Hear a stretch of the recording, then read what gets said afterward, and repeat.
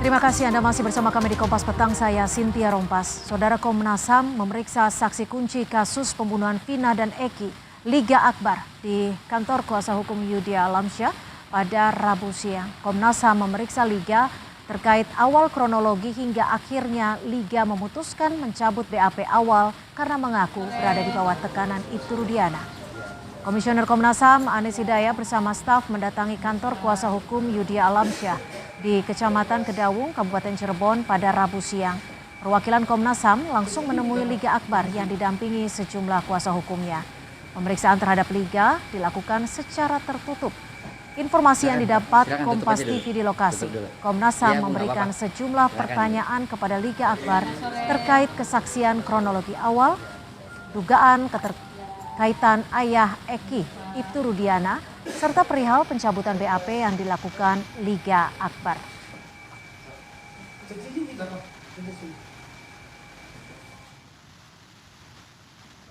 Jurnalis Kompas TV Muhammad Syahri Romdon mendapat salinan berita acara pemeriksaan ayah Eki, Ibtu Rudiana dari kuasa hukum Saka Tatal. Dalam berita acara pemeriksaan diduga Ibtu Rudiana mengetahui identitas pelaku dan menyebutkan 11 nama pelaku termasuk Peggy, serta 2 pelaku yang sempat dijadikan buron namun dihilangkan polisi. Ibtu Rudiana juga diduga mengetahui cara pelaku membunuh anaknya.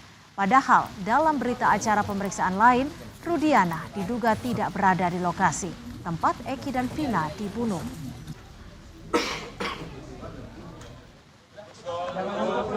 Sementara kuasa hukum Peggy Setiawan, Iswandi Marwan, mendatangi Kejaksaan Agung untuk meminta pengawasan intensif saat Kejaksaan menyusun surat dakwaan hingga persidangan kliennya yang saat ini berstatus sebagai tersangka dalam kasus pembunuhan Vina dan Eki. Permohonan gelar perkara khusus yang diajukan tim kuasa hukum Peggy ke Barreskrim Polri belum menemukan titik terang. Kuasa hukum Peggy, Marwan Iswandi, menyatakan sudah 2 pekan tidak ada respon dari pihak polisi. Gelar perkara khusus untuk Peggy sebelumnya disampaikan tim kuasa hukum Peggy ke Barreskrim Mabes Polri tanggal 5 Juni lalu.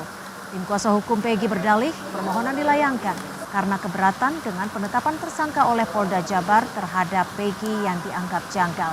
Atas hal ini pengacara Peggy ke Kejaksaan Agung untuk meminta pengawasan penyusunan terhadap surat dakwaan. Mas Peggy diperiksa apa aja? Surat yang kami ada ini, surat kami tujukan kepada Kejaksaan Agung dan akan ditindaklanjuti. Pasti ditindaklanjuti ke Kejaksaan Tinggi Jawa Barat dan Kejari Cirebon untuk menyampaikan hal-hal yang keinginan kami.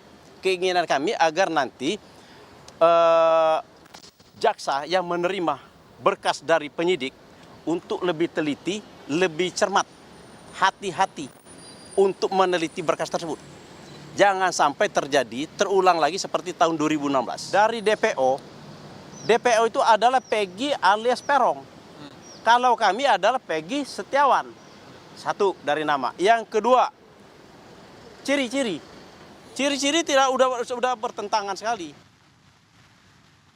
Hari ini keluarga dari 4 terpidana kasus pembunuhan Vina dan Eki menjalani pemeriksaan di Ditreskrim Polda Jabar terkait dugaan perintangan penyidikan di kasus Vina. Benarkah ada kesalahan prosedur pemeriksaan dalam menangani laporan awal kasus pembunuhan Vina dan Eki? Kita bahas bersama Komisioner Kompolnas Yusuf Warsim dan kuasa hukum keluarga terpidana Jutek Bongso. Selamat petang Bang Jutek, Pak Yusuf sudah bergabung bersama kami. Terima kasih sebelumnya. Saya ke Abang Jutek terlebih dahulu. Ini ada 4 keluarga diperiksa terkait dengan perintangan penyidikan atau ada hal lain? Baik. Mbak, kami hari ini betul mendampingi 4 keluarga terpidana ya untuk diperiksa memenuhi panggilan Polda yaitu Kosim, orang tua dari Eka Ramadhani, Mardiana kakak dari Jaya, Murah orang tua dari Eka Sandi, dan Kasana orang tua dari Hadi Saputra. Inilah 4 orang yang kami dampingi hari ini. Di dalam panggilannya adalah yang dituduhkan pasal 221 obstruction of justice OJ. Jadi klien kami ditanya seputar kejadian 8 tahun lalu, kira-kira begitu Mbak. fokus pemeriksaannya apa dan siapa pihak yang terlapor? Ini masih dalam penyelidikan Polda di dalam undangan yang kami terima, dan klien kami diperiksa juga dalam rangka masih lidik ya, masih dalam penyelidikan. Tentu kalau dalam penyelidikan kan di dalam hukum acara pidana belum ada tersangkanya ya, masih dicari apakah ada pidana atau tidak. Kemudian kalau sudah dapat dalam penyidikan ini mungkin baru akan dicari siapa tersangkanya. Begitu Mbak. Baik, saya ke Pak Yusuf. Pak Yusuf, dari Kompolnas sudah dapat laporan siapa pihak yang diduga melakukan perintangan penyidikan? Sehingga keluarga ini hari ini memenuhi panggilan sebagai saksi. Baik, jadi pada saat kami bertemu tim penyidik yang baru juga pada tanggal 28 Mei, memang kami mendapatkan satu paparan penjelasan yang itu kami analisis bisa dikategorikan ada dugaan obstruction of justice. Tapi siapa yang diduga tentu tidak bisa disebutkan, tapi dari paparan itu kami tentu kalau memang penyidik meyakini ini ada obstruction of justice, ya tentu harus diproses. Nah, pemrosesannya itu kan tentu bisa diawali oleh adanya laporan polisi. Laporan polisi itu kan ada dua model. Ada model A, itu model A biasanya dibuat oleh petugas polisi karena hak dan kewajibannya berdasarkan undang-undang, karena akan, sedang, dan atau telah terjadi peristiwa pidana yang itu harus ada syarat materialnya. Kalau syarat formilnya kan dalam bentuk laporan, syarat materialnya itu ya harus adanya bukti-bukti yang mendukung bahwa itu ada dugaan tindak pidana obstruction of justice. Nah, itu harus ada. Itu yang dalam pantauan kami pada saat 28 Mei. Hanya siapa tentu namanya laporan polisi itu kadang belum bisa disebutkan siapa. Tapi dari paparan itu bisa diduga ada. Tentu kalau memang penyidik yakin kami sarankan ya didalami dan dilakukan proses itu. Tapi kalau dari Kompolnas sendiri menduganya pihak terlapor terkait perintangan penyidikan ini dari internal penyidik kah, dari keluarga terpidana kah, atau dari pihak lain? Pada saat itu, saat kami klarifikasi, tidak berasal dari unsur, belum menunjukkan ada unsur penyidik di sana, karena peristiwanya sangat umum. Kami tanyakan pada waktu itu, apa hambatan-hambatan dalam penanganan 8 tahun yang lalu yang itu masih menjadi hambatan pada saat penyidik menetapkan PS sebagai tersangka dan dilakukan penyidik, itu apa? Nah, dari penjelasan hambatan-hambatan itulah kami analisis bahwa ini ada dugaan obstruction of justice hambatannya. Kalau memang hambatannya itu sangat penting untuk diatasi, ya harus diproses, diatasi obstruction of justice-nya. Apabila itu tidak bisa diatasi, jangan sampai itu menjadi hambatan mendasar untuk dilakukan penyidikan yang sehingga bisa menerangkan bagaimana peristiwanya dan siapa pelakunya. Itu. Bang Jutek, dari pemeriksaan yang dilakukan tadi ini didampingi oleh kuasa hukum kan ya? Oh ya, semua kita dampingi untuk memastikan mereka para apa saja yang didalami Bang Jutek? Mengarahnya ke bagian mana itu dari pertanyaan penyidik ini? Ya, mendalaminya mereka itu penyidik itu lebih banyak mendalami peristiwa yang terjadi 8 tahun lalu. Apakah ada yang mengarahkan, apakah ada yang menghalangi, apakah ada yang memskenariokan dan sebagainya lah gitu kan, kira-kira begitu. Ya, kami arahkan klien kami jawab sesuai dengan apa yang dialami, apa yang didengar, apa yang dilihat, ya itu, dan tidak lebih dan tidak kurang, itu yang kami sampaikan. Dan kami hanya memastikan mereka ketika menjawab itu semua dalam keadaan merdeka ya, dalam arti kata bebas tekanan, tidak ada keterpaksaan secara psikis dan psikologis gitu ya. Gitu. Dari keterangan para saksi, 4 keluarga terpidana ini, apakah dari keterangan yang diberikan itu memang sempat mengalami tekanan dari penyidik saat itu atau seperti apa, Abang Jutek? Ya, mereka menceritakan apa yang mereka alami, ya. Mereka Seperti halnya? menceritakan tentu, ya yang mereka alami, ya kalau ada tekanan dari katakan penyidik, ya mereka sampaikan ada, kan gitu kan. Ada tekanan, kalau memang tidak ada mereka sampaikan tidak, tapi ketika apakah ada oknum A, B, C, D seperti yang disampaikan tadi, ya yang kami tidak bisa sebutkan namanya karena ini masih penyelidikan, kan gitu, ya kan, bahwa apakah itu diarahkan, mereka ada yang jawab tidak, ada yang jawab artinya kalau memang tidak diarahkan mereka nggak jawab tidak. Dan saya lihat apa yang mereka jawab itu betul-betul yang terjadi. Ini ya, ini sekarang ini di Polda Jabar ini saya melihat baik lah ya penyidikan. Ikut melampirkan ada bukti-bukti juga yang dibawa keluarga tidak? Tidak ada, mereka hanya ditanya seputar apa yang mereka alami gitu. Mbak, ini yang paling penting ini Mbak, sebenarnya selain tentang hasil penyidikan sekarang, yang kami mau sampaikan seperti yang tadi diberitakan bahwa ada tim kami juga yang ke Dirjen Pas dan juga ke Komnas HAM. Nah, kebetulan ada komisioner Komnas HAM sekaligus di saat ini kami sampaikan tadi siang kami bagi dua nih, ada 3 tim sebenarnya yang sebagian Jakarta. Ini ada hak terpidana ya dari 6 yang keluarganya memberikan kuasa kepada kami. Saat ini berdasarkan kuasa keluarga kami bertemu dengan terpidana ini sulit sekali.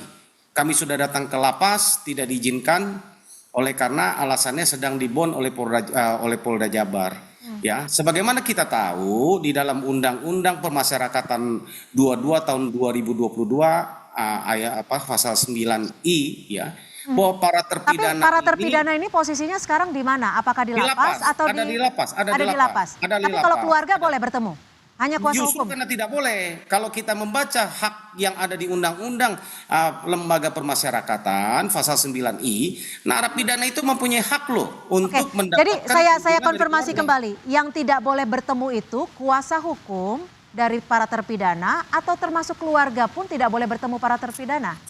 Termasuk keluarga. Sampai saat ini? Iya, dan yang kami protes Baik, bahwa kami ditahan dalam sampai di situ. Saya ke Pak Yusuf. menjalankan tugas loh. Oke, Mbak. Pak Yusuf, melihat adanya situasi ini, bagaimana Kompolnas menilainya dan membacanya, dan apa yang harus dilakukan untuk pengawasan ini? Keluarga dan kuasa hukum tidak boleh bertemu dengan para terpidana. Ya, saya sendiri sudah memantau informasi-informasi yang berkembang di dalam pemberitaan dari para kuasa hukum. Kami akan mendalami ini terkait dengan apa yang menjadi alasan kalau memang itu dari penyidik. Nah, sekali lagi kalau itu memang dari penyidik, kami akan mendalami apakah memang ada yang sangat krusial penyidik demi kepentingan penyidikan meminta penempatan para narapidana ini, para terpidana ini berbeda-beda, berpisah-pisah, atau ada hambatan-hambatan. Tapi maaf saya potong Pak Warsim, Pak Yusuf, kalau larangan bertemu dari kuasa hukum dan juga keluarga biasanya karena faktor apa sih?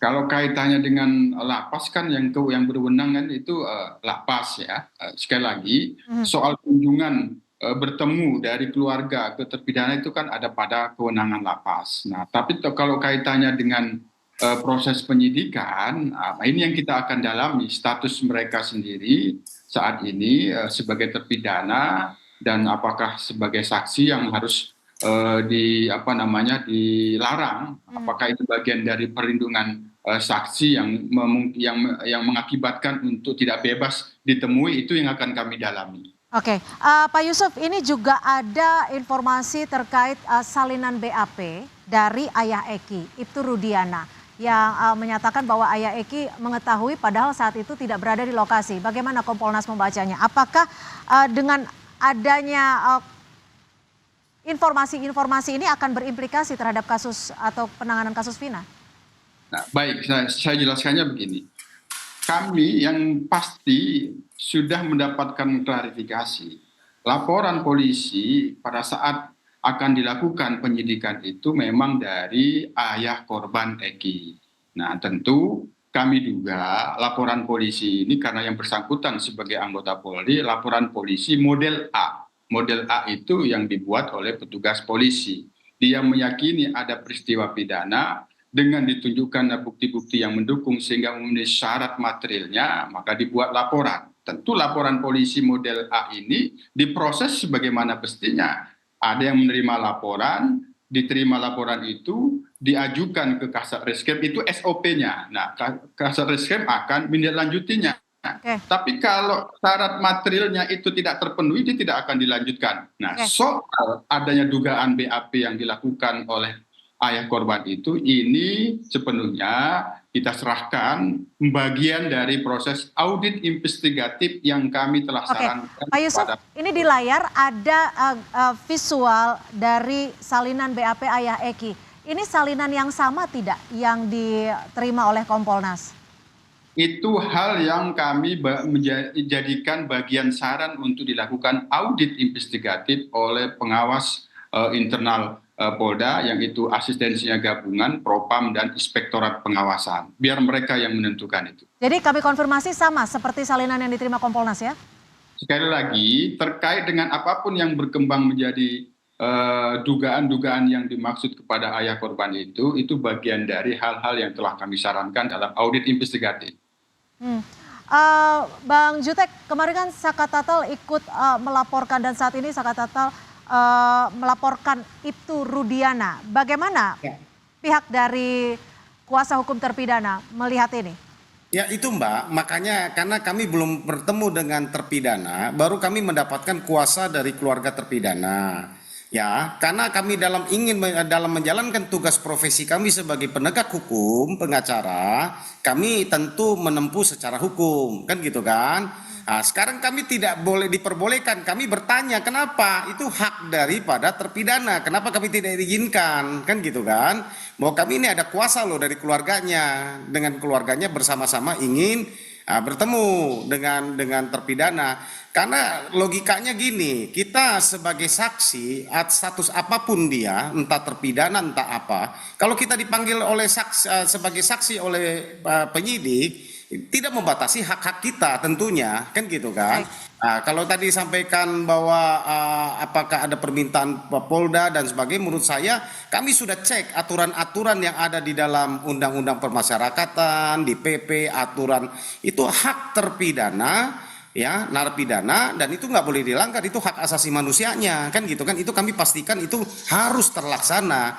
Kami bagaimana mengetahui bahwa mereka dalam kondisi sehat psikis dan bahwa apa yang terjadi 8 tahun lalu tidak terulang, mereka dalam keadaan tertekan dan sebagainya ketika diperiksa. Begitu Pak. Jadi kami mohonlah dalam mumpung ada Komisioner Komnas HAM, tolonglah Pak Imam untuk dibantu untuk dipantau kondisi daripada narapidana tersebut agar di dalam memberikan kami mohon bantuan juga dari Kompolnas seperti itu ya. Terima kasih Abang Jutek Bongso, kuasa hukum dari terpidana Vina dan Eki, dan juga Pak Yusuf Warsim, komisioner dari Kompolnas, sudah bergabung bersama kami di Kompas Petang. Selamat sore.